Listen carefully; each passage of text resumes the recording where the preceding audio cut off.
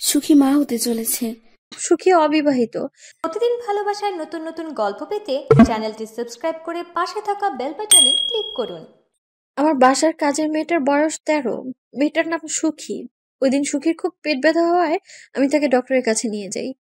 Doctor সুখীর check up করে বলল, সুখী মা হতে চলেছে। কথাটা শুনে যেন আমার মাথায় আকাশ ভেঙে পড়লো। কারণ এটা কিভাবে সম্ভব? সুখী অবিবাহিত, আর আমার বাসায় আমি আর অরণ্য ছাড়া আর তো কেউ নেই। তাহলে সুখীর এই অবস্থা কেন হবে? অরণ্য সুখীকে একদম মেয়ের মতো মা মা বলে ভালোবাসে। বিয়ের অনেকদিন পরেও আমাদের কোনো সন্তান হয়নি, তাই আমরা দুজনেই সুখীকে নিজের মেয়ের মতো ভালোবাসি। সুখীকে আমরা কাজের জন্য আনিনি। আমি সারাদিন বাসায় একা থাকি, তাই অরণ্য সুখীকে নিয়ে এসেছে যাতে আমার একা না লাগে। কিন্তু সুখীর এই হাল কে করলো? আমি এই পিঠ ও পিঠ ভেবেও কোনো কিছুই পাচ্ছিলাম না। তাই কিছুটা বিস্মিত হয়ে ডক্টরকে বললাম, আপনি হয়তো কোথাও ভুল করছেন। এত ছোট বাচ্চা প্রেগনেন্ট হবে কি করে? আর ওটা এখনো বিয়ে হয়নি। ডক্টর আমাকে জোর দিয়ে বলল, সুখী প্রেগনেন্ট অ্যান্ড 2 মাস রানিং। আমি ডক্টরের কথা বিশ্বাস করতে পারছিলাম না, কিন্তু সব রিপোর্ট সাক্ষী দিচ্ছে যে সুখী মা হতে চলেছে। তাই বিশ্বাস না করেও পারছিলাম না।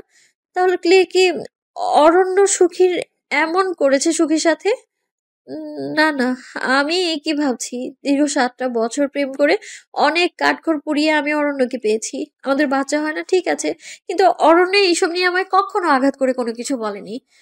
বরং কেউ কিছু বললে আমায় সান্ত্বনা দিয়েছে। তাহলে সুখীর সাথে কে করলো এমনটা? এসব ভেবে ভেবে যেন আমার মাথা ঘুরেছিল। আমি কিছু না পেয়ে ডক্টরের চেম্বার থেকে বের হয়ে আসলাম। বাসায় এসে সুখীকে জিজ্ঞেস করলাম, মা, তোমার সাথে কেউ কি কোনো নোংরা কাজ করেছে? তুমি কি বলতে পারবে তোমাকে কোনো ছেলে ধরেছে কখনো? সুখী কথাগুলো শুনে যেন আমার কথার মানেই বুঝতে পারছিল না।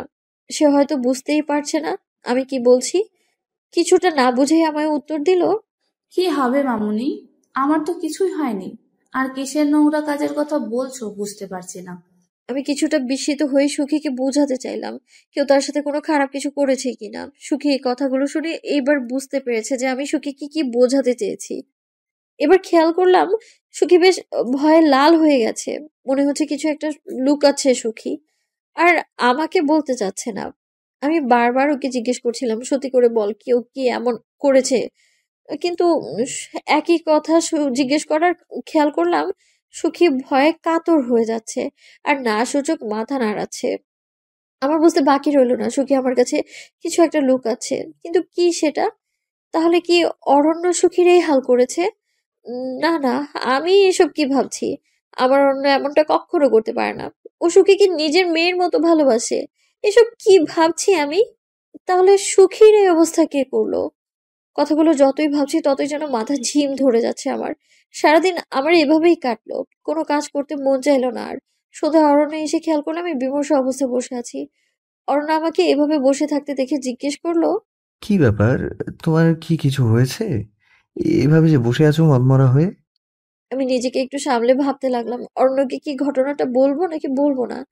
মনে মনে ভাবলাম এখনই বলবো না। অরণ্য জড়িত থাকলে তাহলে তাকে হাতে নাতে ধরতে পারবো না আর। তাই অরণ্যকে উত্তর দিলাম, না, এমনি বসে আছি, মনটা ভালো লাগছে না। সুখীর পেট ব্যথা ছিল, তাই ওকে ডক্টরের কাছে নিয়ে গিয়েছিলাম।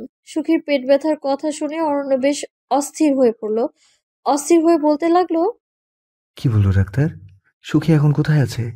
অরণ্যের এই অস্থিরতাটা দেখে আমার কেমন যেন মনে হতে লাগলো। আমি কিছুটা চমকালাম ওর এই অস্থিরতা দেখে। কিছুটা চমকে নিশ্চুপ কণ্ঠে ওকে বললাম, এত অস্থির হওয়ার মতো তো কিছু হয়নি, তাহলে এত অস্থির কেন হচ্ছ? অরণ্য হয়তো ভাবিনি আমি এমন একটা জবাব দিব। তাই আমার জবাব শুনে অর্ণব বেশ চুপসে গেল।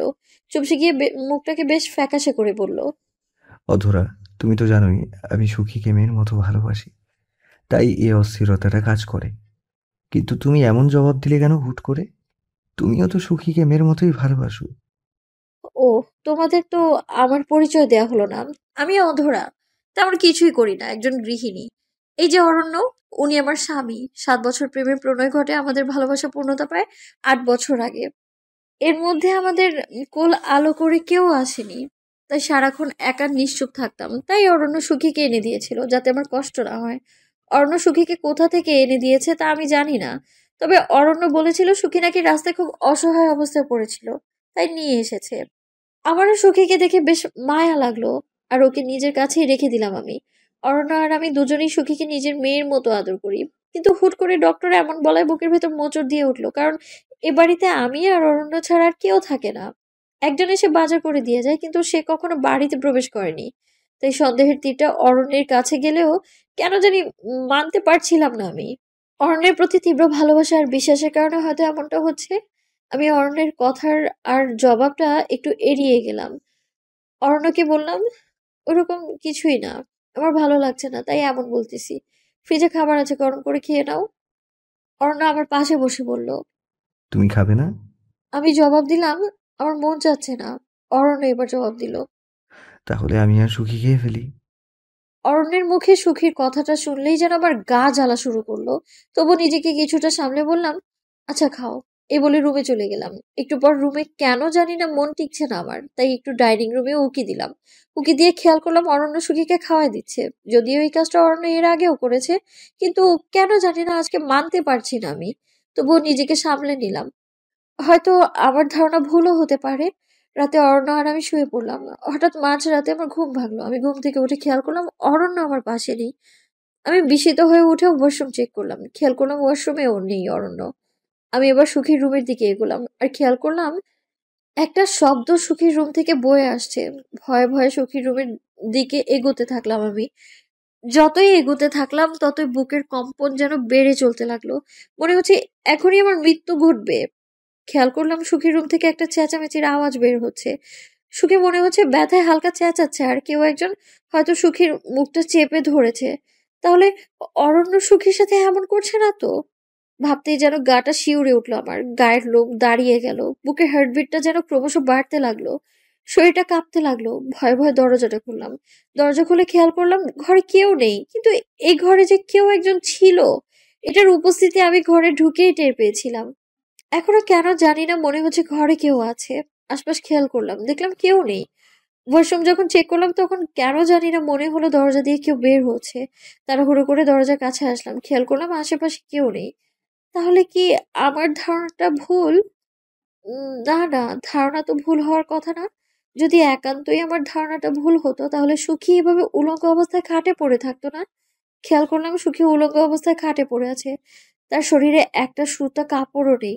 শরীরটার দিকে তাকিয়ে অঝরে নিজের চোখ দিয়ে পানি চলে আসলো আমার। কারণ মেয়েটার শরীরে অংশ কাপড় অংশগুলো কাপড় দিয়ে ঢাকা থাকে বলে আমি তার আঘাতগুলো কখনোই লক্ষ্য করতে পারিনি। সুখী সারাটা শরীরে খামচির দাগ। কোনো কোনো খামচির দাগ আগে ছিল, সেগুলো শুকিয়ে গেছে। আর কিছু খামচির দাগ নতুন। সুখীকে দেখে নিজের অজান্তেই আমার কলিজাটা যেন ফেটে যাচ্ছে। আমি তাড়াতাড়ি গিয়ে সুখীকে কাপড় পরালাম। দেখলাম মেয়েটা নিস্তেজ হয়ে পড়ে আছে। কিন্তু সুখীর এই অবস্থা কে করলো? আমি সুখীকে যখন চাদর দিয়ে মাথায় হাত বুলাতে নিলাম, সুখী আমার একটা হাতে কামড় বসিয়ে দিল। আমাকে ছেড়ে দাও, আমার কষ্ট হচ্ছে। সুখীর দাঁতগুলো যেন আমার হাতে বিঁধে গেল। ব্যথা হতে লাগলো খুব। আমি রুম থেকে বের হয়ে গেলাম। হয়তো সুখী ভেবেছে আমি সেই নরপশুটা, তাই আমাকে এইভাবে কামড়ে ধরেছে। কিন্তু রুমে কে ছিল? কে রুম থেকে বের হলো? রুমে কি তাহলে অরণ্য ছিল? ভাবতে ভাবতে যেন আমার মাথাটা ঘুরে গেল। সাথে সাথে আমি মেঝেতে লুটিয়ে পড়লাম। এরপর কি হয়েছে আমি জানি না, তবে মনে হচ্ছিল আমি এক পোড়া বাড়িতে আছি। পোড়া বাড়িটা দেখতে বেশ পুরনো হলেও তার কারুকাজ ছিল মনোমুগ্ধকর।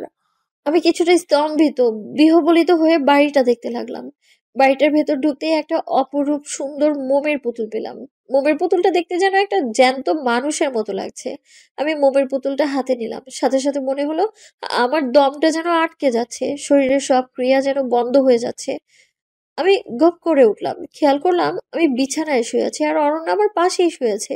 কিন্তু আমার স্পষ্ট মনে আছে আমি কিছুক্ষণ আগে সুখীর রুমে ছিলাম আর তার পাশে আমি পড়েছিলাম। কিন্তু রুমে আসলাম কখন? আমাকে ভয় পেয়ে এভাবে উঠতে দেখে অরণ্য উঠে পড়লো। আমাকে ধরে জিজ্ঞেস করলো, কি হলো? এভাবে উঠছো যে? কোনো সমস্যা হয়েছে? অরণ্যের কথাটা শুনে যেন আমি আকাশ থেকে পড়ছিলাম। তার মানে আমি এতক্ষণ স্বপ্ন দেখছিলাম? হতে পারে, হয়তো বেশি চিন্তায় এমনটা হচ্ছে আমার। আমি কিছুটা শান্ত হয়ে অরণ্যকে জবাব দিলাম, না কিছু না, এমনি। অরণ্য আমার হাতটা ধরে যখন কাছে নিতে লাগলো তখন একটা ব্যথা অনুভব করলাম, আর হাতের দিকে তাকিয়ে দেখলাম কামড়ের দাগ। তার মানে কিছুক্ষণ আগের ঘটনাটা সত্যি ছিল, কারণ এই কামড়টা আমাকে সুখী দিয়েছিল। তাহলে আমি এখানে আসলাম কিভাবে? অরণ্যের দিকে তাকিয়ে খেয়াল করলাম ওর মধ্যেও একটা অস্থিরতা কাজ করছে। হতে পারে অরণ্য আমার কাছে কিছু লুকাচ্ছে। ও আমাকে এই রুমে এনেছে আর আমার জ্ঞান ফেরার পর হয়তো নাটক করছে যাতে আমি ঘটনাটা দুঃস্বপ্ন ভেবে ভুলে যাই। না না, অরণ্যকে বুঝতে দেওয়া যাবে না যে আমি তার চালাকি ধরে ফেলেছি। তাই অরণ্যের সাথে আমি ভালো ব্যবহার করতে লাগলাম, বোঝাতে লাগলাম যে আমি হয়তো স্বপ্নই দেখেছি। তাই অরণ্যকে বললাম, হয়তো স্বপ্ন দেখেছি, আচ্ছা বাদ দাও, ঘুমিয়ে পড়ো। অর্ণ আর কোনো কথা না বাড়িয়ে আমার মাথায় হাত বুলিয়ে দিতে লাগলো। আমার মাথায় হাত বুলাতে বুলাতে অর্ণ ঘুমিয়ে গেল, কিন্তু আমার চোখে এক ফোঁটা ঘুমও আসলো না। সারারাত এভাবেই কেটে গেল আমার। আবার একইভাবে পরদিন মাঝরাতে আমার ঘুম ভাঙলো, খেয়াল করলাম অরণ্য আমার পাশে নেই। ওয়াশরুম চেক করলাম, খেয়াল করলাম ওয়াশরুমেও নেই অরণ্য। এবার আমি মনটা বেশ শক্ত করে সুখীর রুমের দিকে এগোলাম।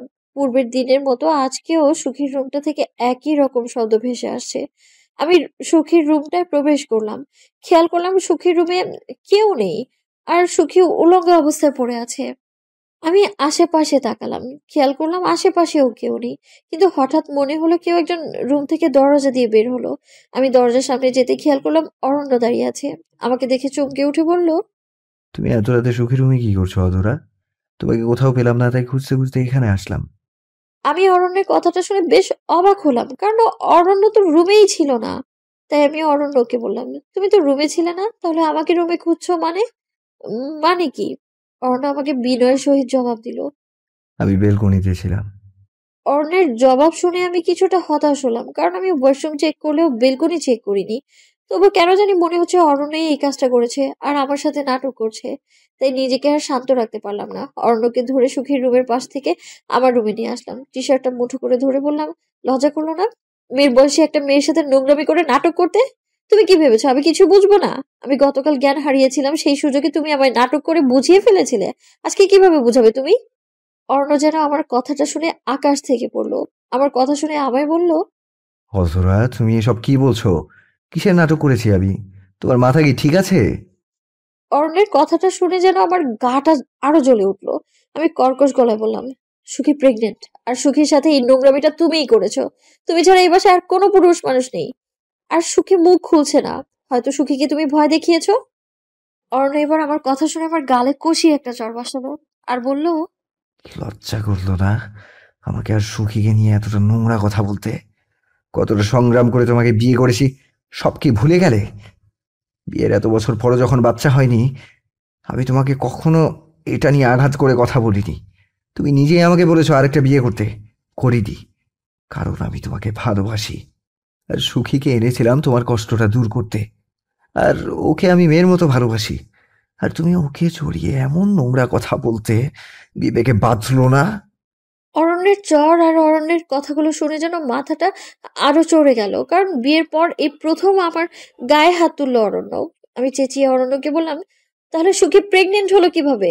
আমি ওই রুম থেকে কাউকে বের হতে দেখেছি, আর আমি যখন সুখীর রুমের দরজার সামনে আসি তখন আমি তোমাকে দেখি। তার মানে তুমিই ছিলে ওই রুমে, আর সুখী ওই রুমে উলঙ্গ অবস্থায় ছিল। অরণ্য আমার কথা শুনে বিস্মিত হয়ে বলল, আমি ওই রুমে গিয়েছিলাম তোমাকে রুমে না পেয়ে, কারণ আমি বেলকনিতে এসে দেখি তুমি রুমে নেই, তাই খুঁজতে গিয়েছিলাম। আর সুখী কি করে প্রেগনেন্ট সেটা আমারও অজানা, কিন্তু তুমি যে সুখীকে নিয়ে এত নোংরা মন্তব্য করবে আমি বুঝতে পারিনি। অরণ্যের কথাগুলো শুনে কেন জানি বিশ্বাস করতে মন চাইলেও বিশ্বাস করতে পারছিলাম না। অরণ্যের সাথে এইভাবে মন কষাকষি করে সারা রাত পার হলো আমার। সকালে উঠেই অরণ্য আমার সাথে তেমন কথা না বলে অফিসে চলে গেল, আর আমি এইদিকে সিদ্ধান্ত নিলাম সুখীকে আজকে সত্যিটা যেভাবেই হোক বলাবো। তাই আমি সুখীর রুমে গেলাম, খেয়াল করলাম সুখী বসে আছে। আমি সুখীর কাছে গিয়ে সুখীকে বললাম, মা তুই ভয় পাস না, আমাকে সবটা বল তুই।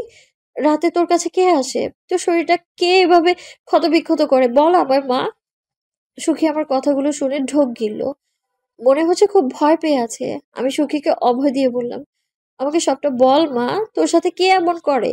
সুখী এবার আমার জড়িয়ে ধরে কাঁদতে লাগলো, আর কাঁদতে কাঁদতে যা বললো আমার মাথায় যেন আকাশ ভেঙে পড়লো। কারণ এই কি শুনলাম আমি? তাহলে অরণ্য, তাহলে অরণ্য দোষী ছিল না? আমি শুধু শুধু অরণ্যকে এতগুলো কথা শুনিয়ে আঘাত করলাম। সুখীর কথাগুলো শুনে বুকের ভেতর একটা চাপা কষ্ট হতে লাগলো। মনে হতে লাগলো, এ আমি কি করলাম? আমার অরণ্যকে আমি এত ভুল কি করে বুঝলাম? কিন্তু সুখীর রুমে কে আসে প্রতিদিন? কারণ সুখী বলেছে মামুনি, আমার রুমে কে আসে জানি না, প্রতিদিন রাতে আমার রুমে এসে আমাকে খুব কষ্ট দেয়। আমার সব জামা কাপড় খুলে ফেলে, আমার শরীরে অনেক আঁচড় কাটে, শরীর খুব ব্যথা হয় আমার। মামুনি চেঁচাতে চাইলেও চেঁচাতে দেয় না, আমার শরীরটাকে অনেক কষ্ট দেয়। আমি তাকে দেখতে পারি না মামুনি, তবে স্পর্শ করতে পারি শুধু। মনে হয় একটা লোম জাতীয় কোনো প্রাণী তাকে আঘাত করছে। আমাকে প্রতিদিন বলে, নিষেধ করে এগুলো যেন কাউকে না বলতে পারি। আমাকে মেরে ফেলার হুমকি দেয়। মামুনি, আমার অনেক কষ্ট হয়। সুখী কথাগুলো বলে জোরে জোরে ফোঁপাতে ফোঁপাতে কাঁদতে লাগলো। সুখীর কান্না দেখে যেন আমার বুকটা আরো ফেটে গেল। আর মনে মনে ভাবতে লাগলাম, কে এমন করে সুখীর সাথে? নাকি কোনো মানুষ, নাকি অন্য কিছু? এসব ভাবনা যেন মনকে আচ্ছন্ন করে ফেলেছে। তবুও নিজেকে বেশ সামলে সুখীকে বললাম, মামনি তুমি চিন্তা করো না, আজকে থেকে আমি তোমার সাথে থাকবো, তোমাকে আর কষ্ট পেতে দিব না। তুমি এখন খাবার খাও মা, আর কোনো কষ্ট হলে আমাকে বলবা, ঠিক আছে? কোনো সমস্যা হলেই মামুনির কাছে দৌড়ে চলে আসবা। আসো মা, নাস্তাটা খাও আগে। সুখী আমার কথাটা শুনে মনে হলো একটু স্বস্তি পেয়েছে। আমাকে জড়িয়ে ধরে থাকলো আর কতক্ষণ। হুট করেই সুখী গড়গড় করে বমি করতে লাগলো। খেয়াল করলাম সুখীর অবস্থা ক্রমান্বয়ে খারাপ হতে লাগলো। বমির উপর বমি করতে করতে সুখী নিস্তেজ হয়ে পড়েছে। সুখীকে একা একা সামলাতে খুব কষ্ট হচ্ছে। কি করব আমি বুঝতেই পারছিলাম না। অরণ্যকে ফোন দিব কিনা সেটাও বুঝতে পারছি না। এখন অরণ্যকে ফোন দিলে হয়তো হিতে বিপরীত হতে পারে। তাই ৭-৫ ভেবে কোনো উপায় না পেয়ে সুখীকে নিয়ে ডক্টর সাইমার কাছে গেলাম। সুখীকে ডক্টর সাইমা চেক আপ করে যা বলল আমি পুরোপুরি হতাশ হয়ে গেলাম। কেন এমন হচ্ছে? কোনো উত্তর যেন আমি পাচ্ছিলাম না। কারণ ডক্টর সাইমা বলল, আমি সুখীর একটা আলট্রা করেছি, আর আলট্রাতে যা দেখলাম সেটা আমি আমার ডাক্তারি জীবনে কখনো পাইনি। সুখীর পেটের বাচ্চা 2 মাসের। আর আশ্চর্যজনক হলেও এটাই সত্যি যে সুখীর পেটের বাচ্চার এখনই চুল, নাক, মুখ সব হয়ে গিয়েছে। আমি আমার মেডিকেল জীবনে 20টা বছর এমন কোনো ঘটনা পাইনি। আমি জানি না এটা রহস্য কি। ডাক্তার হলেও এটা বলতে হচ্ছে। আমার কেন জানি না মনে হচ্ছে এটার সাথে অলৌকিক কোনো কিছু যুক্ত আছে। ডক্টর সাইমার কথাগুলো আমি যত শুনছিলাম তত বিস্মিত হচ্ছিলাম। কারণ যে জায়গায় একটা 2 মাসের বাচ্চার শুধু হার্টবিট থাকার কথা, সে জায়গায় সুখীর বাচ্চার হাত পা সব হয়ে গিয়েছে। কথাটা বিশ্বাস করতে পারছিলাম না। তাই ডক্টর সাইমাকে আবারও জিজ্ঞেস করলাম, আপনার কি কোথাও ভুল হচ্ছে না তো? হয়তো অন্য কারো রিপোর্টের সাথে বদলে গিয়েছে। উনি আমাকে জোর দিয়ে বললেন, আলট্রা আমি নিজে করেছি। এরকম দেখার পর বারবার করেছি, প্রতিবারই রেজাল্ট একই রকম আসছে। আমি বুঝতে পারছি না এমন কেন হচ্ছে। আমি আমার সিনিয়র কয়েকজন ডাক্তারের সাথে কথা বলেছি, সবাই বিষয়টা নিয়ে হতাশ। কেউই জানে না এটার মানে কি। অনেক বিষয় নিয়ে গণমাধ্যমকে জানাতে চেয়েছিল, কিন্তু সুখী যেহেতু অবিবাহিত, তাই আমি সুখীর ব্যাপারটা নিয়ে বাড়াবাড়ি করার অনুমতি দেইনি। আমি ডক্টর সাইমার কথাগুলো শুনে আরো হতাশ হতে লাগলাম। ওনাকে বললাম, এখন আমার কি করা উচিত? আমি তো বুঝতে পারছি না। আপনার কোনো পথ জানা থাকলে বলুন না। উনিও বেশ চিন্তা করে আমায় উত্তর দিলেন, আমার পরিচিত একজন প্রফেসর আছে, যিনি দীর্ঘ বছর ধরে এসব অলৌকিক বিষয় নিয়ে গবেষণা করছেন। আপনি দয়া করে একটু ওনার সাথে কথা বলুন, উনি হয়তো কোনো পথ দেখাতে পারবেন। আর আমি তো আছি। ডক্টর সাইমার কথাগুলো শুনে মনে একটু ভরসা পেলাম। ওনার কাছ থেকে ঠিকানাটা নিয়ে বাসায় চলে আসলাম। বাসায় আসতে আসতে সন্ধ্যা হয়ে গেল। বাসায় এসে সুখীকে কিছু খেতে দিলাম আমি। সুখী খেয়ে ঘুমিয়ে পড়লো। কিছুক্ষণ পরেই অরণ্য আসলো। অরণ্যকে কি বলে সরি বলবো বুঝতে পারছিলাম না। অরণ্য আমার সাথে কোনোরূপ কোনো কথা না বলে রুমে চলে গেল। আহ, যেতে নিলেই ঠিক ওই সময় অরণ্যের হাতটা ধরে অরণ্যকে বেশ জড়িয়ে ধরে কাঁদতে লাগলাম আমি। অরণ্য আমাকে এভাবে কাঁদতে দেখে বলল, কাঁদছো কেন এভাবে? কি হয়েছে তোমার? আমি কাঁদতে কাঁদতে অর্ণকে সবটা ঘটনা খুলে বললাম। অর্ণ আমাকে আরো শক্ত করে জড়িয়ে ধরে বলল, তোমার ভুলটা যে ভেঙেছে এতেই আমি অনেক খুশি। আর এত হতাশ হওয়ার কিছু হয়নি অথরা। সব কিছুরই সৃষ্টি থাকে, ধ্বংস থাকে, আর উপায়ও থাকে। অরণ্যের কথাটা শুনে আমি বেশ স্বস্তি পেলাম। মনটা বেশ উৎফুল্ল হলো। আমি খাওয়া দাওয়ার পর্ব শেষ করে সুখীর রুমে গেলাম ঘুমোতে। সুখীকে জড়িয়ে ধরে ঘুমোতে গেলাম আমি। হঠাৎ করে একটা আওয়াজ পেলাম কানে। আর আমার ঘুমটা ভেঙে গেল। বুঝতে পারলাম কেউ একজন রুমে প্রবেশ করেছে, কিন্তু তার উপস্থিতি টের পেলেও চোখে দেখতে পারছিলাম না। সুখীর শরীরের উপর লোমের মতো কিছু একটা স্পর্শ অনুভব করতে লাগলাম আমি। সুখীর সাথে সাথে ছটফট করতে লাগলো। আমি সুখীকে সাহস করে আরো জোরে জড়িয়ে ধরলাম। এবার মনে হলো ওই লোম জাতীয় কিছু একটা আমার উপস্থিতি টের পেয়ে রুম থেকে প্রস্থান নিল। সুখীকে জোরে জাপটে ধরেই সারা রাত পার করলাম। পরদিন সকালে ডক্টর সাইবার দেওয়ার ঠিকানায় প্রফেসর বিশ্বাসের বাড়িতে গেলাম সুখীকে নিয়ে। বাড়িতে ঢুকতে খেয়াল করলাম মধ্যবয়স্ক কালো রোগা পাতলা একজন লোক চেয়ারে বসে সিগারেট টানছে। আমাকে দেখে বলল, আমি যদি ভুল না করি তাহলে আপনি মিসেস অধরার পাশের মেয়েটি সুখী। ওনার কথাটা শুনে বেশ অবাক হলাম, কারণ ওনার সাথে আমার পরিচয় ছিল না কখনো। তাই হ্যাঁ বোধক মাথা নেড়ে বললাম ওনার কথাগুলো সঠিক। এবার উনি জবাব দিয়ে বলল, ডাক্তার সাইমা আমাকে আপনার কথাগুলো বলেছে। এখানে একটু বসুন, আমি আসছি। আমি সুখীকে নিয়ে বসলাম, আর উনি কোথাও যেন গেল। কিছুক্ষণ পর আবারও আসলো। এবার আমাকে বলল, আমি আপনাকে ব্যাপারটা নিয়ে আরো 1 মাস পর কথা বলবো। 1 মাস পরে ঘটনাটা পাল্টে যাবে। আপনি ঠিক আমার সাথে 1 মাস পর দেখা করবেন।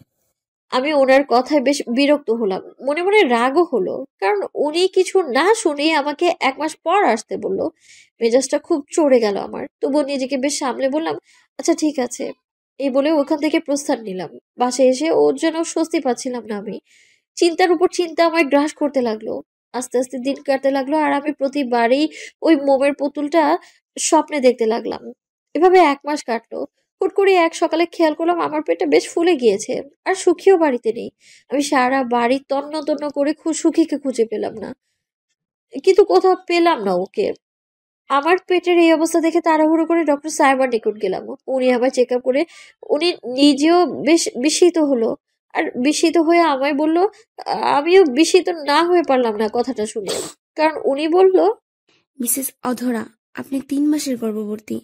আর অলৌকিকভাবে এটাই সত্যি যে সুখীর পেটে যে বাচ্চা ছিল সে বাচ্চাটা এখন আপনার পেটে। কি বলছেন ম্যাডাম? আমি হুট করে কিভাবে প্রেগনেন্ট হলাম? এটা কি করে সম্ভব? ডক্টর সাহেব আমাকে হতাশ হয়ে জবাব দিল, এর কারণ আমার জানা নেই, তবে সুখী কোথায়? তাকে যে দেখছি না। আমি হতাশ কণ্ঠে উত্তর দিলাম, সুখীকে কোথাও খুঁজে পাচ্ছি না। এবার ডক্টর সাইমন নড়ে চড়ে বসে আমায় বলল, আমার এবার সত্যিই মনে হচ্ছে এটার সাথে বাইরের কোনো জগতের মিল আছে। আপনি আবার প্রফেসর বিশ্বাসের কাছে যান। ডক্টর সাইমন প্রফেসর বিশ্বাসের কথা বলতেই আমার মনে পড়ে গেল প্রফেসর বিশ্বাস বলেছিল 1 মাস পর কাহিনী পাল্টে যেতেও পারে। তার মানে উনি আগে থেকে সব জানতেন এমনটা হবে। আমি কিছু উপায় না পেয়ে বাসায় চলে আসলাম। বাসায় এসে বিমূর্ত হয়ে বসে রইলাম। অরণ্য আসলো। অরণ্যকে ঘটনাটা খুলে বললাম আমি। অরণ্য আমাকে বেশ আশ্বাস দিল। এবার একটু ভরসা পেলাম মনে হচ্ছে। পরদিন অরণ্যকে নিয়ে প্রফেসর বিশ্বাসের বাড়িতে গেলাম। খেয়াল করলাম আগের মতোই উনি চেয়ারে বসে সিগারেট টানছে। আমাদের দেখে বলল, আরে মিসেস অধরা যে, একটু বসেন, আমি আসছি। এই বলে উনি পাশের রুমে গেল। কিছুক্ষণ পর এসে আমাকে বেশ ভালো করে দেখলো। এরপর আমাকে যা বললো আমি আর অরণ্য রীতিমতো ভয় পেয়ে গেলাম। অবাক হয়ে গেলাম, মনে হচ্ছে কোনো রূপকথার গল্প শুনছি। কারণ প্রফেসর বিশ্বাস বলল, মিসেস অধরা, আপনার পেটটা খেয়াল করলাম অনেক ফুলে গিয়েছে। তা গ্যাসের প্রবলেম হয়েছে নাকি? ওনার এরকম গা ভাসানো কথা শুনে আমার বেশ রাগ উঠলো, কারণ উনি সবটা জেনেও এরকম মজা করছেন। আর এদিক দিয়ে আমার অস্থিরতার মাত্রা বাড়তে থাকলো। বেশ রাগান্বিত হয়ে ওনাকে জবাব দিলাম, আপনি মাঝে মাঝে খুব হেয়ালি করেই কথা বলেন। আপনি নিশ্চয়ই সবটা জানেন, তাহলে কেন এমন বলছেন? আমাদের এরকম অবস্থায় এমন মজা করা আপনার কি উচিত হচ্ছে? উনি একটু কাশি দিয়ে আমাকে বলল, আপনি একটু বেশি অস্থির হচ্ছেন। এরকম অনেক কথাই আছে, আপনি শুনলে আরও অস্থির হবেন। এবার আসি কাজের কথায়। মিসেস অধরা, আমি জানি আপনি বুঝতে পারছেন না আপনার পেটের বাচ্চাটা কার, আর যে বাচ্চাটা সুখীর পেটে ছিল সেটা আপনার পেটেই বা কিভাবে আসলো।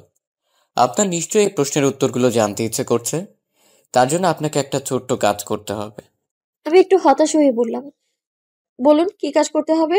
উনি বললেন, বলছি, তবে আগে বলুন, পাশের ব্যক্তিটি কি আপনার স্বামী অরণ্য? আমি মাথা দিয়ে হ্যাঁ সূচক মাথা নেড়ে সম্মতি দিলাম। এবার উনি অরণ্যকে বললেন, আচ্ছা, আপনাকে এখন একটা পরিস্থিতির সম্মুখীন হতে হবে। আপনি দয়া করে ভয় পাবেন না। অরণ্য বেশ ভয়ে ভয়ে উত্তর দিল। কি এমন হতে পারে, আমি কি জানতে পারি? প্রফেসর বিশ্বাস উত্তর দিলেন, ঠিক সময় বুঝতে পারবেন। এখন অস্থির না হয়ে শান্ত হয়ে বসুন। আর মিসেস অধরা, আমি উত্তর দিলাম, হ্যাঁ বলুন। আপনি টেবিলের সামনে একটা চেকবোর্ড দেখতে পাচ্ছেন আশা করি। উত্তরে আমি বললাম, হ্যাঁ দেখতে পাচ্ছি। আপনাকে চেকবোর্ডটায় হাত দিতে হবে, আর চেকবোর্ডটিতে হাত দেওয়ার পর আপনি যা অনুভব করবেন আমাকে বলবেন। আমি একটু ভয় পেলেও নিজেকে সামলে বললাম, আচ্ছা আমি এক্ষুনি হাত দিচ্ছি। এ বলে হাতটা দিতে যাব, ঠিক ওই সময় প্রফেসর বিশ্বাস আমার হাতটা সরিয়ে বলল, এখন না মিসেস অধরা, তাহলে? আমি সারা ঘর মোমবাতি দিয়ে জ্বালিয়ে তারপর আপনাকে ধরতে বলবো। এরপর প্রফেসর বিশ্বাস সারা ঘরে মোমবাতি জ্বালালো আর আমায় বলল, মিসেস অধরা, এবার আপনি চেকবোর্ডে হাত দিন, আর অরণ্য সাহেব, অনাকাঙ্ক্ষিত কিছু ঘটলেও আপনি ভয় পাবেন না, ঠিক আছে? অরণ্য হ্যাসূচক মাথা নেড়ে সম্মতি দিল আর আমি চেকবোর্ডটায় হাত দিলাম। আর চেকবোর্ডটাতে হাত দেওয়ার সাথে সাথে সারা ঘর কাঁপতে থাকলো। ঠিক এই সময় প্রফেসর বিশ্বাস আমায় বলল, মিসেস অধরা, এবার আপনি চোখটা বন্ধ করুন।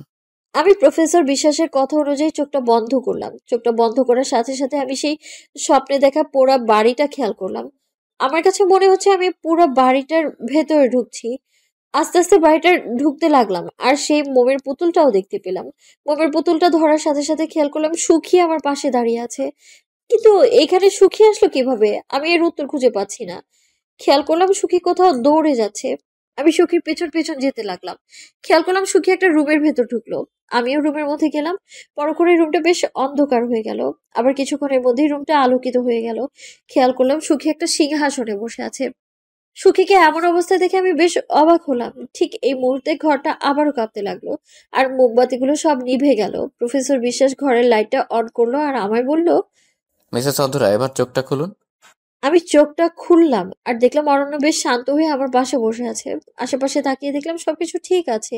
এবার প্রফেসর বিশ্বাস আমায় বলল, সুখীকে অবস্থায় দেখে কেমন লাগছে? আমি হতবাক হয়ে প্রফেসর বিশ্বাসকে জিজ্ঞেস করলাম, আপনি জানলেন কি করে আমি সুখীকে দেখেছি? আর সুখী ওখানে বসে আছে কেন? আর সুখী কোথায় গেল? প্রফেসর বিশ্বাস একটু দম নিয়ে বলল, সুখী কে জানতে চান? আর কোথায় গেল জানতে চান? হ্যাঁ জানতে চাই, বলুন। প্রফেসর বিশ্বাস শান্ত স্বরে জবাব দিল, সুখী কোনো সাধারণ মানুষ না, সুখী একটা অতৃপ্ত আত্মা। আমি কথাটা শুনে বেশ অবাক হলাম আর বললাম, অতৃপ্ত আত্মা মানে? হ্যাঁ, অতৃপ্ত আত্মা। প্রফেসর বিশ্বাস জবাব দিল, তাহলে সুখী আমার বাসায় কেন আসলো? আর সুখীর সাথে এমন কেন হলো? আর আমার পেটে সুখীর বাচ্চা কিভাবে আসলো? প্রফেসর বিশ্বাস এবার জবাব দিল, সুখীর যে বাচ্চাটা আপনার পেটে এসেছে সেটা সুখী চেয়েছিল যে আসুক। আপনার পেটের এই বাচ্চাটা হলো চন্দ্রাবতী। আমি অবাক হয়ে বললাম, চন্দ্রাবতী? এই চন্দ্রাবতীটা কে? চন্দ্রাবতী হলো সুখীর সেই মৃত বাচ্চা, যে বাচ্চাটা পৃথিবীতে আসার আগেই মরে গিয়েছিল। আমি আর অরণ্য কিছুটা হতবাক হয়ে জবাব দিলাম, আপনি ঠিক কি বলছেন আমরা বুঝতে পারছি না। উনি একটা দীর্ঘশ্বাস ফেলে আমাদের জবাব দিল, সুখী তার প্রতিশোধ নেওয়ার জন্য তার বাচ্চা চন্দ্রাবতীকে পৃথিবীতে আনতে চাচ্ছে, আর সুখী তার মেয়ে চন্দ্রাবতীকে দিয়েই তার প্রতিশোধ পূরণ করবে। আর সুখীর বাচ্চাটা পৃথিবীতে আসার জন্য একটা মানব শরীরের দরকার ছিল, আর সেজন্যই সুখী ছলনার আশ্রয় নিয়ে আপনার বাসায় এসেছিল। আর সুখী জানতো যে তার বাচ্চার যখন 3 মাস বয়স হবে তার পেটে, তখন বাচ্চাটা একটা মানব শরীরে প্রবেশ করাতে হবে, আর মানব শরীরে প্রবেশ করলেই বাচ্চাটা পৃথিবীতে আসতে পারবে। তাই বাচ্চাটা মিসেস অধরা আপনার পেটে স্থানান্তরিত হয়েছে, আর স্থানান্তরিত হওয়ার পর সুখীর জায়গায় চলে গেছে। বাচ্চাটার জন্মের পর সুখী তার প্রতিশোধ নিবে। আর মাঝখানে যা ঘটনাগুলো ঘটেছে সেগুলোর মধ্যে কিছু মায়া আর ছলনাও ছিল। আমি কিছুটা অবাক হয়ে প্রফেসর বিশ্বাসকে বললাম, কি এমন প্রতিশোধ নিবে সুখী? আর সুখী মেয়েটাই বা কে? আর বাচ্চাটা কি আমাকে জন্ম দিতেই হবে? জন্ম যেন না হয় তার কি কোনো উপায় নেই? প্রফেসর বিশ্বাস নিরাশ হয়ে জবাব দিল, বাচ্চাটাকে জন্ম দিতেই হবে, জন্ম দেওয়া ছাড়া কি কোনো উপায় নেই? আর সুখী কে জানতে চান? হ্যাঁ জানতে চাই, বলুন সুখী কে আর কিসের প্রতিশোধ নিতে চায়? এবার প্রফেসর বিশ্বাস যা বলল আমি আর অরণ্য আবারও চকিয়ে গেলাম। কারণ প্রফেসর বিশ্বাস বলল, সুখী ছিল রাজ পরিবারের রাজকন্যা। সুখীর তার বাবা মায়ের একটা কন্যাই ছিল, তার কোনো ভাই বোন ছিল না, কিন্তু সুখী ছিল অসাধারণ গুণে গুণান্বিত। অল্প বয়সী সুখী অস্ত্র এবং যুদ্ধবিদ্যায় পারদর্শী হয়ে পড়ল, কিন্তু রূপকথা রাজকন্যার গল্পের মতো সুখী এত সুন্দরী ছিল না। যেহেতু সুখীর কোনো ভাই ছিল না, তাই খুব অল্প বয়সী সুখী তার বাবার রাজ্যের দায়ভার নিজের কাঁধে নিল। অত্যন্ত ন্যায় নিষ্ঠার সাথে সুখী রাজ্য পরিচালিত করতে লাগলো। যুদ্ধের বিভিন্ন কৌশল দিয়ে একের পর এক রাজ্য দখল করতে লাগলো। ঠিক একইভাবে একদিন পাশের রাজ্য থেকে সুখীর রাজ্য দখলের জন্য হামলা করা হয়, কিন্তু সুখী তার যুদ্ধবিদ্যার নতুন কৌশলগুলো অবলম্বন করতে থাকে। পাশের রাজ্যের রাজা যখন বুঝতে পারল সুখীর কাছে পরাজিত হবে, অচিরেই তখন তিনি সন্ধি করার জন্য সুখীর সাথে সেই রাজ্যের রাজপুত্র অর্জুনের বিয়ের প্রস্তাব পাঠায়। এবার সুখী বেশ চিন্তায় পড়ে গেল, সে বিয়ে করবে কিনা, বিয়ে করে সন্ধি করাটা ঠিক হবে কিনা। কারণ সুখী তেমন সুন্দর ছিল না, অপরদিকে রাজপুত্র অর্জুন ছিল অনেক সুন্দর সুপুরুষ। বিভিন্ন রাজপুত্রের মধ্যে যদি কখনো সুন্দরের প্রতিযোগিতা হয়, তাহলে রাজপুত্র অর্জুন অনায়াসে সেটাতে জয় লাভ করবে। এবার সুখী বেশ দোটানায় পড়ে গেল, বুঝতে পারছিল না এত সুন্দর যুবককে বিয়ে করলে যুবক মানতে পারবে কিনা। সুখী ভেবে কোনো উপায় না পেয়ে রাজ্যের রাজা পিতার সন্নিকটে শরণাপন্ন হলো আর বলল, আমি কি আপনার রুমে প্রবেশ করতে পারি? রাজপিতা বললেন, আসো মা। সুখী রাজপিতার সন্নিকটে এসে বলল, পিতা, আপনি নিশ্চয়ই সব শুনেছেন এই রাজ্যে কি হয়েছে। আপনার অজানা কিছুই নেই। হয়তো হয়তো এটা জেনেছেন পাশের রাজ্যের সন্ধি করতে চেয়েছে। তারা সন্ধির চিহ্ন স্বরূপ আমার সাথে রাজপুত্র অর্জুনের বিবাহ প্রস্তাব প্রদান করেছেন। এখন আমি কি বিবাহ প্রস্তাবে রাজি হব কিনা বেশ দুটনায় পড়ে গিয়েছি। এবার রাজপিতা সুখীর প্রশ্নের জবাবে উত্তর দিলেন, এ তো বেশ উত্তম প্রস্তাব। রাজি না হওয়ার কারণ তো দেখছি না। দুটি রাজ্যের বন্ধুত্ব দৃঢ় হবে এতে, আর তোমারও যথেষ্ট বিয়ের বয়স হয়েছে। এতে দোটানার পড়ার কোনো কারণ দেখছি না। এবার সুখী কিছুটা চুপ হয়ে থেকে রাজপিতাকে বলল, পিতা, আপনি তো জানেন আমি কোনো রূপবতী মেয়ে না। অপরদিকে অর্জুন একজন সুপুরুষ সুন্দর যুবক। তার সাথে বিয়ে হলে সে কি আমার মতো কালো একটা মেয়েকে নিজের স্ত্রী হিসাবে গ্রহণ করতে পারবে? আমি তো সেই চিন্তায় আরো দুটনায় পড়ে আছি। আপনি একটু ভেবে বলুন আমার কি করা উচিত। কারণ একমাত্র আপনি এই রাজ্যের সবচেয়ে বয়স্ক একজন মানুষ। নিশ্চয় আপনার চিন্তা ভাবনার মাপকাঠির তুলনায় আমার চিন্তা ভাবনার মাপকাঠির তুলনা অতি নগণ্য। আমাকে একটু সুপরামর্শ দিয়ে সাহায্য করুন। রাজপিতা এক রাশ হাসি দিয়ে সুখীকে জবাব দিল, এতে ভাবার কিছু দেখছি না মা। তুমি এই প্রস্তাব নির্দ্বিধায় গ্রহণ করতে পারো। আর বাহ্যিক সৌন্দর্য কারো গুণ নির্ধারণ করতে পারে না। সুন্দর তো সে যার ভেতরটা সুন্দর। আর আমি জানি সেই সৌন্দর্যের প্রতিযোগিতা হলে আমার সুখী মা সেখানে প্রথম হবে। মা, তোমার চিন্তা করার কোনো কারণ নাই। তুমি পাশের রাজ্যের প্রস্তাব গ্রহণ করতে পারো অনায়াসে। রাজপিতার কথা শুনে সুখী যেন একটু ভরসা পেল। রাজপিতার সাথে কথা শেষ করে সুখী রাজপিতার রুম থেকে প্রস্থান নিল। নিজের রুমে গিয়ে সুখী আরও কিছুক্ষণ ভাবল। তারপর পাশের রাজ্যে বার্তা পাঠালো যে সুখী তাদের প্রস্তাবে সম্মতি দিয়েছে। এ বার্তা পাঠানোর কিছুদিনের মধ্যে রাজপুত্র অর্জুনের সাথে সুখীর বিবাহ সম্পন্ন হয়। বিবাহের প্রথম দিকে সুখী আর অর্জুনের সম্পর্ক ভালোই কাটতে লাগলো। বিয়ের কিছুদিনের মধ্যে সুখী জানতে পারলো যে সে মা হতে চলেছে। এই সংবাদটা পেয়ে সুখী বেশ খুশি হলো, কারণ একটা মেয়ের কাছে মাতৃত্বের চেয়ে বড় সুখ আর কিছু হতে পারে না। সুখীর দৃঢ় বিশ্বাস ছিল তার একটা মেয়ে সন্তান হবে, তাই সে স্থির করলো যে সে তার মেয়ের নাম রাখবে চন্দ্রাবতী। কিন্তু এই মুহূর্তে সুখীর রাজ্যের দায়িত্ব পালন করাটা বেশ মুশকিল হয়ে পড়ছিল। তাই সুখী চিন্তা করলো সমস্ত রাজ্যের দায়িত্ব সে অর্জুনের হাতে দিবে। যা ভাবলো সেই কাজ করলো সুখী। তার রাজ্যের সমস্ত দায়িত্ব তার স্বামী অর্জুনকে প্রদান করলো। আর সুখী ঠিক এই জায়গাটায় বেশ বড় একটা ভুল করে বসলো অর্জুনকে সমস্ত দায়িত্ব দিয়ে। কারণ অর্জুনকে দায়িত্ব প্রদান করার পর অর্জুনের মধ্যে বেশ পরিবর্তন লক্ষ্য করলো সুখী। খেয়াল করলো অর্জুন আগের মতো সুখীকে এত গুরুত্ব দিচ্ছে না, রাজ্যের দায়িত্ব ঠিক মতো পালন করছে না। সুখীর প্রতি অর্জুনের এই উদাসীনতা দেখে সুখী বেশ অবাক হলো। বুঝতে পারলো না সে কি করবে, তার কি করা উচিত, কি করলে সে অর্জুনের মনের কথা বুঝতে পারবে। সুখী বারবার চিন্তা করে যে অর্জুনকে সে সবটা জিজ্ঞেস করবে কেন অর্জুন তাকে অবহেলা করছে, কিন্তু অর্জুন কিভাবে এটা চিন্তা করে আর কিছু বলতে পারছে না সুখী। কিন্তু একদিন সাহস করে সুখী অর্জুনকে বলল, অর্জুন, আমি জানতে চাই তুমি আমার সাথে হুট করে এমন ব্যবহার কেন করছো। কেন আমার প্রতি তুমি এত উদাসীন? তুমি তো জানো আমাদের কিছুদিনের মধ্যে একটা বাচ্চা আসবে। এখন তো তোমার আমার প্রতি বেশি খেয়াল নেওয়া দরকার। তাহলে কেন তুমি আমাকে এত কষ্ট দিচ্ছ? আমি কি এর কারণ জানতে পারি? অর্জুন এবার একটা বিদঘুটে হাসি দিয়ে বলল, সুখী, তুমি তো খুব বুদ্ধিমতী মেয়ে। তোমার তো এতদিনে সবকিছু বুঝে যাওয়ার কথা।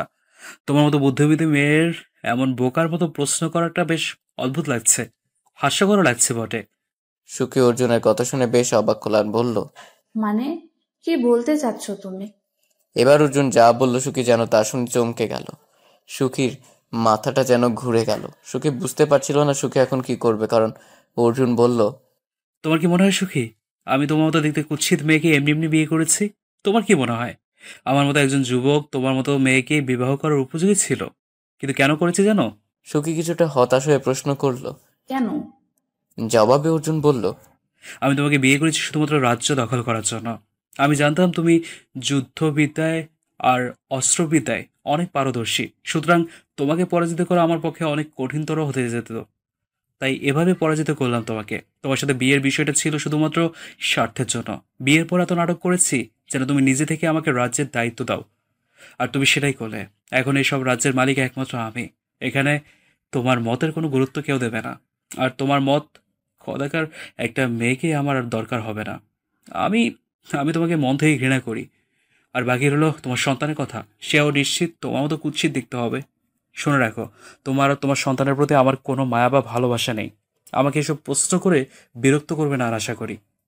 সুখী হতাশ হয়ে বলল, তুমি শুধু রাজ্যের জন্যই তুমি আমার সাথে এত বড় নাটক করেছিলে অর্জুন? আমি সবসময় সততা দিয়ে রাজ্য পরিচালনা করেছি, আর তুমি সেই সততার সুযোগ নিয়েই ক্ষমতার অপব্যবহার করেছ। লজ্জা করে না তোমার এত নোংরা একটা নাটক করতে? অর্জুন একটা কর্কশ হাসি দিয়ে বলল, আমি আমার স্বার্থের জন্য সব পারি, সব। এ বলে অর্জুন চলে গেল। আর সুখী নিজেকে এই অবস্থায় বেশ অসহায় মনে হতে লাগলো। ভিতরে ভিতরে সুখী ভেঙে পড়ল। কি করবে সুখী বুঝতে পারছিল না। দিন যেতে লাগলো, অর্জুনের পরিবর্তন বেশ বাড়তে লাগলো। সুখীর প্রতি অবহেলার মাত্রা যেন আরও বাড়তে লাগলো। শরীরের প্রয়োজনে অর্জুন সুখীর কাছে আসতো আর সুখীর উপর নরপশুর মতো ঝাঁপিয়ে পড়তো, আর বাকি সময় থাকতো মদের আর নেশার আড্ডায়। সে সাথে রাজ্যের অবস্থাও বেশ খারাপ হতে লাগলো। কুমারী মেয়েগুলোকে অর্জুন ভোগের বস্তু হিসেবে ব্যবহার করতে লাগলো। এইসব যেন সুখীকে আরো হতাশ করে তুলল। অপরদিকে সুখীর পেটের বাচ্চাটাও বেশ বড় হতে লাগলো। 7 মাস পার হয়ে গেল। সুখী বেশ বুঝতে পারলো সুখীর কোলে চন্দ্রাবতী আসবে। সুখীর ইচ্ছে ছিল চন্দ্রাবতী যেন মোমের পুতুলের মতো সুন্দর হয়। তাই সুখী মোম দিয়ে একটা পুতুল বানালো যা দেখতে একদম মানুষের মতো ছিল। সুখী তার মনের সব শখ দিয়ে পুতুলটা বানিয়েছিল আর মনে মনে চেয়েছিল যে চন্দ্রাবতী দেখতে ঠিক এই পুতুলটার মতো হোক। সুখী ভাবলো চন্দ্রাবতী জন্ম নিলে হয়তো সুখীর জীবনের গল্পটা পাল্টাবে। কিন্তু চন্দ্রাবতী জন্মানোর আগেই সেই স্বপ্নটা সুখীর নিঃশেষ হয়ে গেল, কারণ অর্জুন একদিন মদের নেশে আসক্ত হয়ে সুখীর উপর ঝাঁপিয়ে পড়ল। সারা শরীরটা নরপশুর মতো খুবলে খুবলে খেতে লাগলো আর আঘাত করতে লাগলো। সুখী চেঁচাতে চাইলেও চেঁচাতে পারছিল না, কারণ অর্জুন তার মুখটা আটকে দিয়েছিল হাত দিয়ে। অমানবিক যন্ত্রণায় আস্তে আস্তে সুখী নিস্তেজ হয়ে গেল আর সুখের মৃত্যু ঘটল। সে সাথে সুখীর 7 মাসের চন্দ্রাবতীরও মৃত্যু ঘটল। সেই থেকে সুখীর আত্মাটা সে প্রসাদে আটকে গেল আর প্রতিশোধের জন্য ছটফট করতে লাগলো। কাহিনীটা বলে প্রফেসর বিশ্বাস এক গ্লাস পানি খেলো। আমি আর অরণ্য গল্পটা শোনার পর কেন জানি না চোখের কোণে জল জমে গেল দুজনের। আমি প্রফেসর বিশ্বাসকে বললাম, আপনি তো জানেন অর্জুন মারা গিয়েছে, আর এটা অনেক বছর আগের কাহিনী। তাহলে সুখী কাকে মেরে প্রতিশোধ নিবে? জবাবে প্রফেসর বিশ্বাস বললেন, সুখী এখনো ওই সময় আটকে গেছে। সুখী জানে না অর্জুন মারা গিয়েছে, আর আপাতত চন্দ্রাবতী জন্ম নেওয়ার আগে কোনো উপায় বের করা সম্ভব না। কি হবে তাও জানা সম্ভব না। চন্দ্রাবতী জন্ম নেওয়া পর্যন্ত আমাদের অপেক্ষা করতে হবে। আর এখন আপনারা যান। ঠিক 4 মাস পর যখন চন্দ্রাবতীর 7 মাস হবে তখন সে এই দুনিয়ায় ভূমিষ্ঠ হবে। আমি তখন আপনাদের সাথে দেখা করে নিব। এর মধ্যে অনেক অনাকাঙ্ক্ষিত বিষয় ঘটলেও কেউ ভয় পাবেন না। প্রফেসর বিশ্বাসের কথা শুনে আমরা বাসায় চলে আসলাম। আমি বাসায় যাওয়ার পর হঠাৎ খেয়াল করলাম আমার পেট থেকে একটা আওয়াজ আসছে। আমি স্পষ্ট শুনতে পারছিলাম আমাকে কেউ বলছে, মা সাবধানে। ঠিক এই মুহূর্তে আমি খেয়াল করলাম সামনে পানি পড়ে আছে আর আমার পিছলে যাওয়ার সম্ভাবনা ছিল। আমি বেশ অবাক হলাম এটা ভেবে যে তার মানে আমার পেটের বাচ্চাটা সব জানে কি হচ্ছে না হচ্ছে। একের পর একদিন কাটতে লাগলো। চন্দ্রবতীকে এবার কেন জানি না নিজের মেয়ের মতো মনে হতে লাগলো মাতৃত্বের সুখটা পেয়েছি।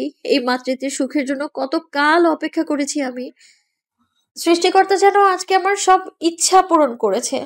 চন্দ্রবতীর সাথে মাঝে মাঝে একা একা কথা বলতাম। মনে হতো সে আমার কথা সব বুঝছে, আমার কথার জবাব দিচ্ছে।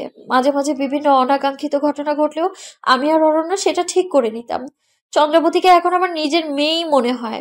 মনে হয় চন্দ্রবতী কোনো অসাধারণ মেয়ে না, চন্দ্রবতী আমার মেয়ে। দিনের পর দিন কাটতে লাগলো আর চন্দ্রবতীর প্রতি মায়া বাড়তে লাগলো। দেখতে দেখতে 7টা মাস কেটে গেল। হুট করে আমি আমার পেটে প্রবল ব্যথা অনুভব করতে লাগলাম। অরণ্য তখন অফিসে ছিল। আমি এখন কি করব বুঝতেই পারছিলাম না। অরণ্যকে ফোন দিয়ে বললাম, অরণ্য, আমার খুব কষ্ট হচ্ছে, তাড়াতাড়ি বাসায় আসো। অরণ্য বেশ চিন্তিত হয়ে জবাব দিয়ে বলল, তুমি ডাক্তার সাইমাকে কল দাও, আমি যত তাড়াতাড়ি পারছি আসছি। আমি অরণ্যের ফোনটা কেটে ডক্টর সাইমাকে কল দিলাম। ডক্টর সাইমাকে বললাম, আমার পেটে খুব ব্যথা হচ্ছে, আপনি একটু আসুন না। ডক্টর সাইমা আমায় বললেন, আমি আসতেছি, আপনি চিন্তা করবেন না। আমি ফোনটা কেটে ব্যথায় চিল্লাতে লাগলাম। চারদিকে খেয়াল করলাম প্রচন্ড ঝড় হচ্ছে। অরণ্য আমায় কল দিয়ে বলল, অধরা, তুমি ঠিক আছো তো?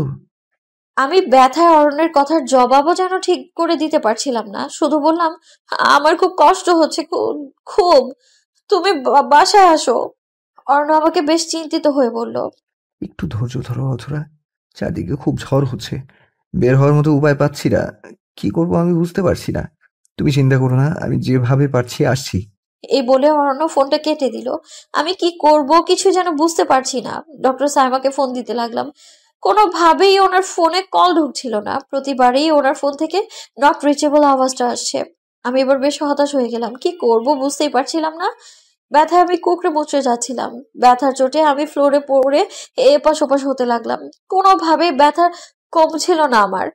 বাইরে খেয়াল করলাম, দেখলাম আশপাশ অন্ধকার হয়ে গেছে। ঝড়ে যেন গাছপালা সব উপড়ে যাচ্ছে। অরণ্য আর ডক্টর সাইমা কারোই কাছেই ফোন ঢুকছে না। এবার নিজেকে অনেক অসহায় মনে হতে লাগলো। ব্যথায় আমার চোখ বন্ধ হয়ে আসতে লাগলো। ব্যথা সহ্য করতে না পেরে আমি ঘরের সমস্ত জিনিস ওলট পালট করতে লাগলাম। আস্তে আস্তে নিস্তেজ হয়ে যেতে লাগলাম আমি। আমার মনে হচ্ছে এবার আমার পাশে কেউ বসে আছে, বুঝতে পারছি না কে বসে আছে। আস্তে আস্তে আমার চোখ বন্ধ হয়ে গেল। আমি যে কখন জ্ঞান হারিয়ে ফেললাম টেরই পাইনি। জ্ঞান ফেরার পর খেয়াল করলাম চারিদিকে সব আলোকিত হয়ে গিয়েছে, ঝড়ও কমে গিয়েছে, আর আমার পেটের ব্যথাটাও কমে গিয়েছে। পেটে হাত দিয়ে দেখলাম পেটটা আর ফুলও নেই। তার মানে চন্দ্রবতীর জন্ম নিয়েছে, কিন্তু চন্দ্রবতী কোথায়? কোথাও তো বাচ্চার কান্নার শব্দ পাচ্ছি না। বুকের ভেতরটা হু হু করে করতে লাগলো চন্দ্রবতীকে দেখার জন্য। হুট করে মাথার কাছে কিছু একটা স্পর্শ অনুভব করতে লাগলাম। মাথার কাছে চোখ ফিরিয়ে যা দেখলাম তা দেখে মাথাটা যেন আরো ঘুরিয়ে গেল। এই তো সেই মোমের পুতুলটার মতো দেখতে, যে পুতুলটা আমি স্বপ্নে বারবার দেখেছি। আর সবচেয়ে বেশি অবাক হয়েছে এটা দেখে যে একটা 7 মাসের সদ্য জন্ম নেয়া নবজাতক বসে আছে। আমার মাথাটা আস্তে আস্তে ঘুরতে লাগলো। আবার কখন জ্ঞান হারালাম বুঝতে পারলাম না। দ্বিতীয়বার জ্ঞান ফেরার পর খেয়াল করলাম আমার পাশে ডক্টর সাইমা আর অরণ্য বসে আছে। আমি অরণ্য আর ডক্টর সাইমাকে দেখে কিছুটা স্বস্তি পেলাম। মনে হলো মনের জোরটা আমার বেড়ে গিয়েছে। পাশে খেয়াল করে দেখলাম চন্দ্রবতী শুয়ে আছে। মনটা বেশ প্রশান্ত হলো চন্দ্রবতীকে এইভাবে দেখে। আমি অরণ্যকে কাছে পেয়ে অরণ্যের হাতটা ধরে বললাম, চন্দ্রবতীকে আমি যখন প্রথম দেখেছিলাম তখন দেখেছিলাম চন্দ্রবতী পাশে বসে আছে। এরকম কেন হয়েছে অরণ্য? অরণ্য একটু শান্ত হয়ে আমার মাথায় হাত বুলাতে বুলাতে বলল, অধরা, আমি জানি তুমি চন্দ্রবতীকে নিজের মেয়ের মতো ভাবতে শুরু করেছো। বাস্তবতা যত কঠিনই হোক, তোমাকে এটা মেনে নিতেই হবে যে চন্দ্রাবতী কোনো সাধারণ মেয়ে না, এটা একটা অতৃপ্ত আত্মা। আর চন্দ্রাবতীর এরকম বসে থাকাটা তো তোমাকে স্বাভাবিকভাবেই নিতে হবে অধরা।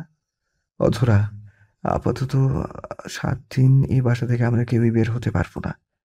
আমি কিছুটা অবাক হয়ে অরণ্যকে বললাম, বাসা থেকে বের হতে পারবো না কেন? কারণ প্রফেসর নিষেধ করেছে। এতে পরিস্থিতি হিতে বিপরীত হতে পারে। আচ্ছা তা ঠিক আছে, কিন্তু ডক্টর সাইমা কোথায় থাকবে? ডক্টর সাইমা বলল, আমাকে নিয়ে আপনাদের টেনশন করতে হবে না। পাশ থেকে অরণ্য বলে উঠল, ওনাকে পাশের রুমটাই থাকতে দিলেই হবে। আপাতত তুমি কিছু খেয়ে নাও, অনেকক্ষণ যাবত কিছু খাও না। আমি একটু স্বস্তি নিয়ে বললাম, কিন্তু চন্দ্রবতী কি খাবে? অরণ্য হতাশ হয়ে বলল, রক্ত।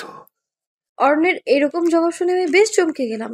আর অরণ্যকে জিজ্ঞেস করলাম, রক্ত খাবে মানে?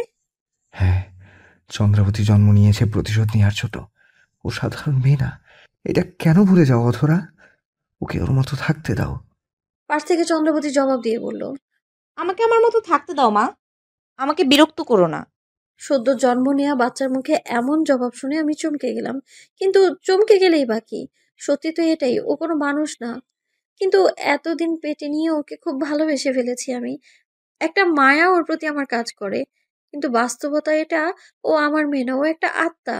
আমি উঠে কিছু খেয়ে নিলাম। একদিন পার করলাম। পরদিন খেয়াল করলাম চন্দ্রবতী হাঁটছে আর হেঁটে অরণ্যের কাছে এসে অরণ্যের দিকে তেড়ে আসছে। অরণ্যকে আঘাত করতে থাকলো। আমি চন্দ্রবতীকে ধরলাম। সাথে সাথে চন্দ্রবতী বেশ শান্ত হয়ে গেল। ৭টা দিন আমাদের এই বাসার ভেতরেই পার করতে হবে। জানি না এই ৭টা দিনে আর কি কি ঘটবে। আজকে সারা দিন আমি খেয়াল করলাম চন্দ্রবতী বারবার অরণ্যের দিকে তেড়ে যাচ্ছিল। এর কারণ আমি খুঁজে পাচ্ছিলাম না। সারাটা দিন এভাবেই পার করলাম। রাত ৩টায় খেয়াল করলাম ডক্টর সাইমা দরজায় নক করছে। আমি আর অরণ্য তাড়াতাড়ি গিয়ে দরজা খুললাম। খেয়াল করলাম ডক্টর সাইমা বেশ ভয় পেয়ে আমাদের বলছে। চন্দ্রাবতী? নামটা বলেই চুপ হয়ে গেল। আমি জিজ্ঞেস করলাম, চন্দ্রবতী কি করেছে?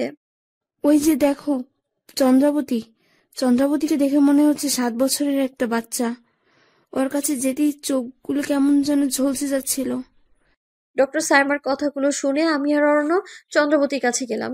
গিয়ে দেখলাম চন্দ্রবতীর দোলনায় বসে দোল খাচ্ছে, আর ওকে দেখে ৭ বছরের বাচ্চার মতো লাগছে।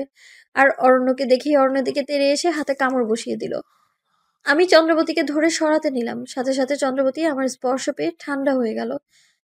একের পর এক কাহিনী, একের পর এক অনাকাঙ্ক্ষিত ঘটনার মধ্য দিয়ে ৭টা দিন পার করলাম আমরা। ৭টা দিনে শুধু এটাই খেয়াল করলাম, চন্দ্রবতী অরণ্যকে বারবার আঘাত করতে চেয়েছে। আমি, অরণ্য আর ডক্টর সাইমা এর কারণ বুঝতে পারছিলাম না। অপরদিকে ৭ দিনে চন্দ্রবতীকে এখন দেখলে মনে হয় সে এক ১২ বছরের কন্যা। আমরা সময় নষ্ট না করেই প্রফেসর বিশ্বাসের কাছে গেলাম। গিয়ে দেখলাম প্রফেসর বিশ্বাস সেই আগের মতোই চেয়ারে বসে সিগারেট টানছে। আর আমাকে দেখে বলছে, আরে মিসেস অধরা, তা আপনার মেয়ে তো দেখি অনেক বড় হয়ে গিয়েছে। আমি কিছুটা বিরক্ত হয়ে জবাব দিলাম, হেয়ালি না করলে কি আপনার ভালো লাগে না? হুট করে পাশ থেকে চন্দ্রবতী বলে উঠল, আমার কাজে বাধা দেওয়ার চেষ্টা করবেন না, তাহলে আপনাকেও আমি ছাড়বো না প্রফেসর বিশ্বাস। প্রফেসর বিশ্বাস হেসে বলল, আমি কেন তোমার কাজে বাধা দিব? আমি বরং তোমাকে সাহায্য করব বোকা। খেয়াল করলাম চন্দ্রবতী এবার বেশ খুশি। ঠিক এই মুহূর্তে প্রফেসর বিশ্বাস কি একটা যেন চন্দ্রবতীর নাকে ধরলো, আর চন্দ্রবতী নিস্তেজ হয়ে পড়ে গেল। আমি তখন প্রফেসর বিশ্বাসকে ৭ দিনে ঘটে যাওয়া সব ঘটনাগুলো বললাম। প্রফেসর বিশ্বাস এবার আমাদের বসিয়ে আগের মতো পাশের রুমটা চলে গেলেন। আর কিছুক্ষণ পর ফেরত আসলেন। বললেন, মিসেস অধরা, চন্দ্রাবতী এখন প্রতিশোধ নেওয়ার জন্য প্রস্তুত, কিন্তু সুখী এখন চন্দ্রাবতীকে কোনো নির্দেশনা দেয়নি। তাই চন্দ্রাবতী এখন প্রতিশোধ নেওয়া শুরু করেনি। তাই চন্দ্রাবতী প্রতিশোধ প্রবণ হওয়ার আগেই চন্দ্রাবতীকে শেষ করতে হবে। চন্দ্রাবতীকে শেষ করার কথা বলাতে নিজের বুকে যেন একটা চরম আঘাত পেলাম মনে হচ্ছে। কেন জানি চন্দ্রাবতীর প্রতি একটা অদ্ভুত মায়া কাজ করে সব সময়। মনে হয় চন্দ্রাবতী আমার মেয়ে। কিন্তু মায়া কাজ করলেও বাস্তবতার সাথে তা হেরে গিয়েছে। তাই প্রফেসর বিশ্বাসকে বললাম, কিন্তু চন্দ্রাবতী বারবার অরণ্যকে আঘাত করতে চেয়েছে কেন? এর কি কোনো উত্তর জানেন আপনি? প্রফেসর বিশ্বাস জবাব দিলেন, চন্দ্রাবতী এখনও আপনাকে মা মনে করছে, ভাবছে আপনি সুখী, আর অরণ্যকে সে তার পিতা ভাবছে, তাই সে বারবার অরণ্যকে আঘাত করছে। আর এজন্য আপনি স্পর্শ করে চন্দ্রাবতী শান্ত হয়ে যাচ্ছে, কারণ সে আপনাকে মা ভাবছে।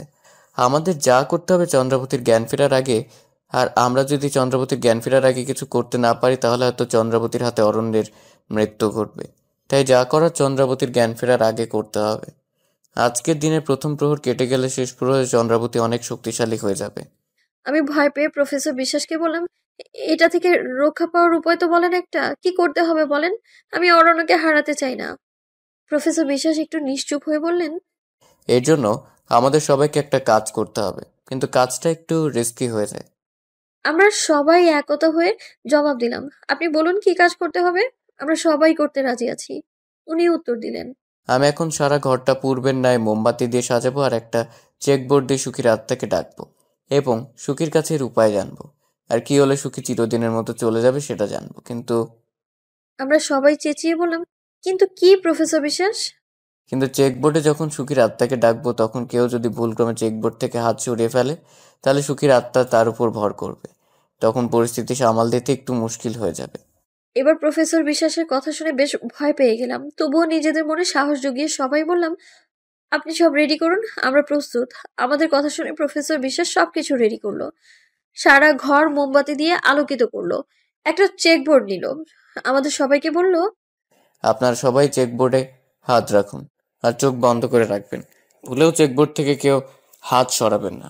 আমরা সবাই ভয়ে ভয়ে চেকবোর্ডে হাত দিলাম। 1 মিনিট পরেই সবাই অনুভব করলাম সারা ঘর কাঁপছে। এত বিকট আওয়াজ হচ্ছে যা আমরা কেউ এর আগে কখনো শুনিনি। সারা ঘরে অদ্ভুত অদ্ভুত আওয়াজ হচ্ছিল আর কাঁপছিল। বুঝতে পারছিলাম না কি করব। ভয়ে বুকের ভেতরটা বেশ কাঁপতে লাগলো। হঠাৎ করে খেয়াল করলাম ডক্টর সাইমা শূন্যে ভাসছে আর চিৎকার দিয়ে উঠেছে। আমি আর অরণ্য ডক্টর সাইমাকে শূন্যে ভাসতে দেখে বেশ ভয় পেয়ে গেলাম। প্রফেসর বিশ্বাস বললেন, মনে শক্তি রাখুন, পরিস্থিতি হাতের বাইরে চলে গিয়েছে। এখন সবাই মনোবল হারিয়ে ফেলে পরিস্থিতি সামাল দিতে পারবো না। আমি আর অরণ্য নিজেদের মনকে একটু শক্ত করে বললাম, কিন্তু ডক্টর সাইমা এভাবে শূন্যে ভাসছে কেন? ডক্টর সাইমা কি হলো? প্রফেসর বিশ্বাস হতাশ হয়ে জবাব দিলেন, ডাক্তার সাইমা ভয় পেয়ে চেকবোর্ড থেকে হাত সরিয়ে ফেলেছিল, এজন্য সুখীর আত্মা ডাক্তার সাইমার শরীরে ভর করেছে। কি হবে বলা যাচ্ছে না, তবে যে করে হোক পরিস্থিতি সামাল দিতে হবে। ঠিক এই মুহূর্তে খেয়াল করলাম ডক্টর সাইমা শূন্যে ঘুরছে, সাথে সাথে চন্দ্রাবতীও জেগে উঠেছে। চন্দ্রাবতীর চোখ যেন আগুনের মতো জ্বলছে। ডক্টর সাইমা শূন্য থেকে আছড়ে নিচে পড়লো। একটা বিকট শব্দ হতে লাগলো, চারদিকে কম্পন হতে লাগলো।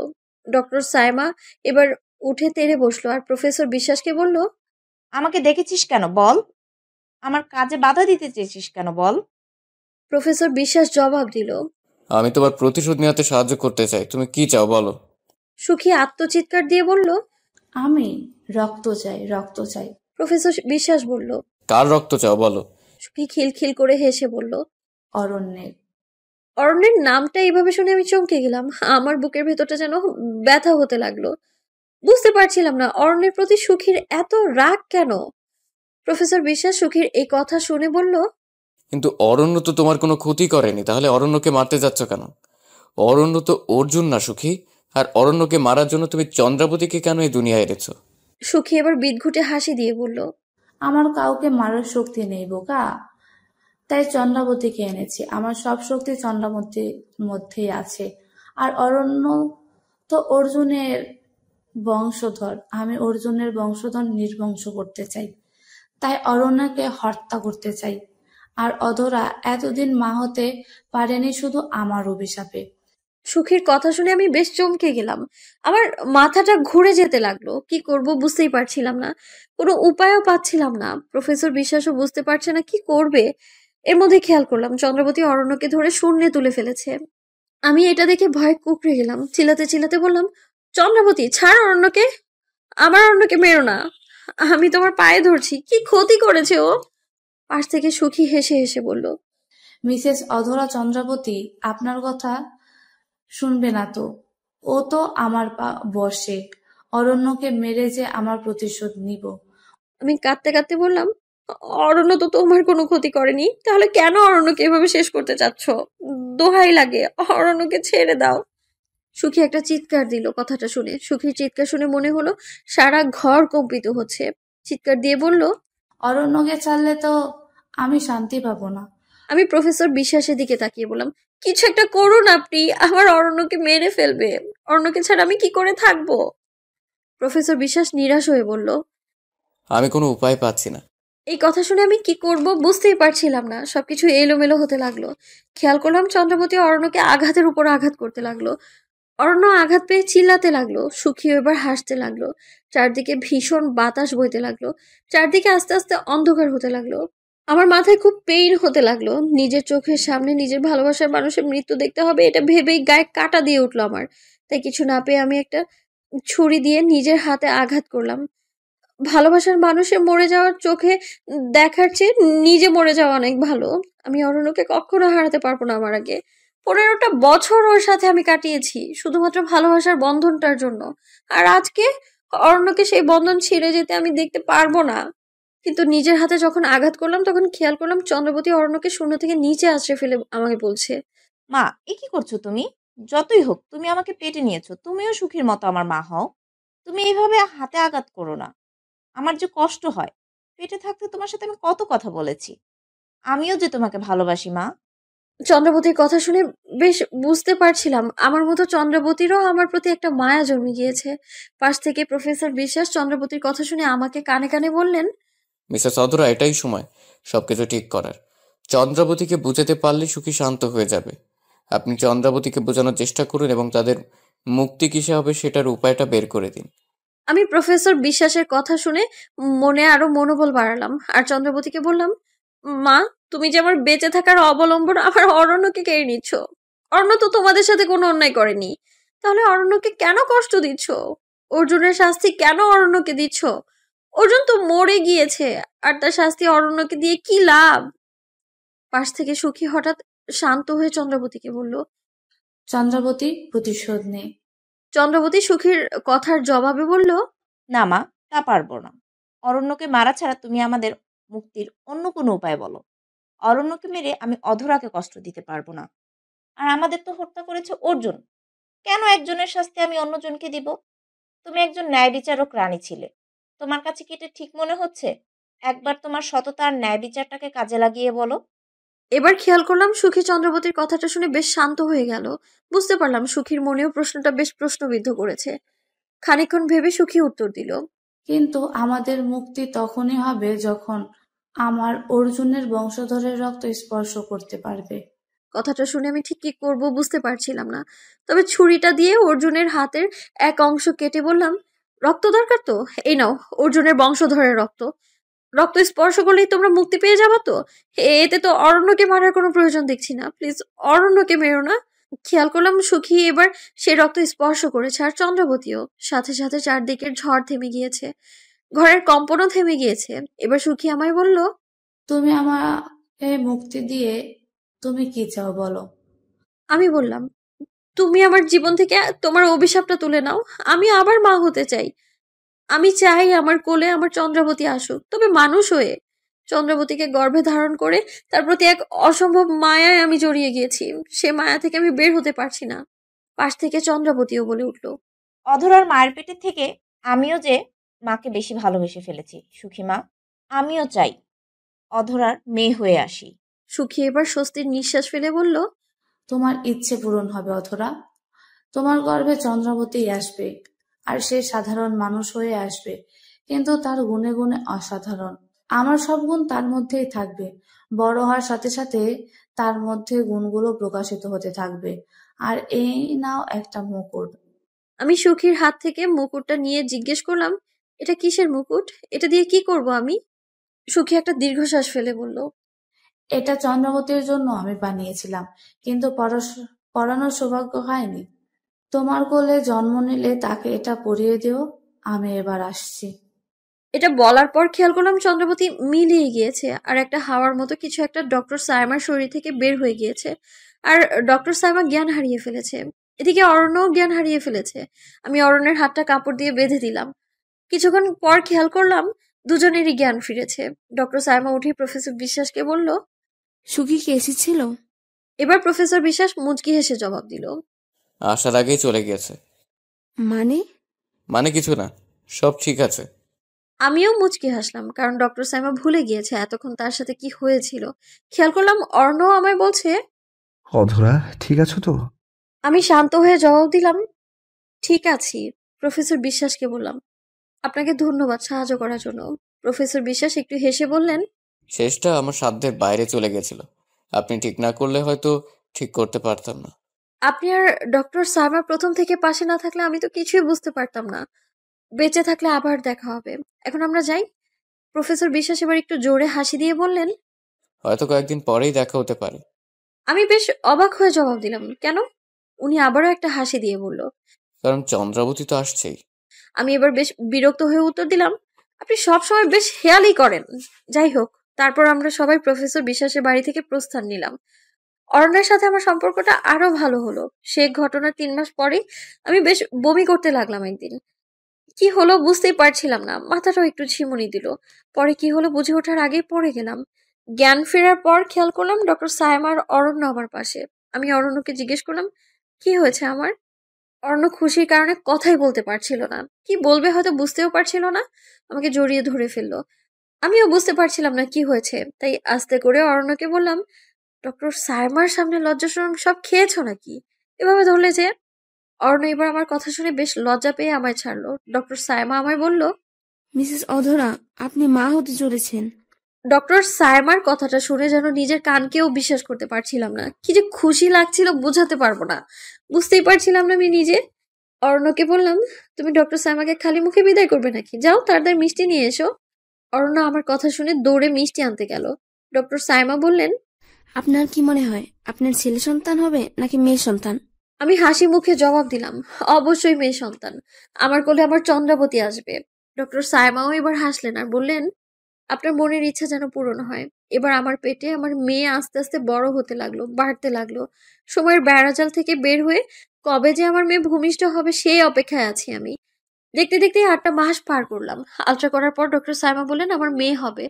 আর আমার মনে তো বিশ্বাস ছিলই আমার চন্দ্রাবতীই হবে। কেটে গেল 10টা মাস। হঠাৎ রাতে স্বপ্ন দেখলাম একটা মোমের পুতুল ঠিক স্পর্শ করতেই সেটা মানুষ হয়ে গিয়েছে আর আমার কোলে এসে জড়িয়ে ধরে আছে। এই সময় আমার ঘুম ভাঙলো আর হুট করে ঘুম থেকে উঠে খেয়াল করলাম আমার পেটে পেইন হচ্ছে। অরণ্য আমাকে এভাবে উঠতে দেখে বলল, কি হয়েছে? আমি ব্যথা নিয়েও হাসি হাসি মুখে উত্তর দিলাম, আমাকে তাড়াতাড়ি হসপিটালে নিয়ে যাও, কারণ আমার চন্দ্রাবতী আসছে। প্রতিদিন ভালোবাসার নতুন নতুন গল্প পেতে চ্যানেলটি সাবস্ক্রাইব করে পাশে থাকা বেল বাটনে ক্লিক করুন।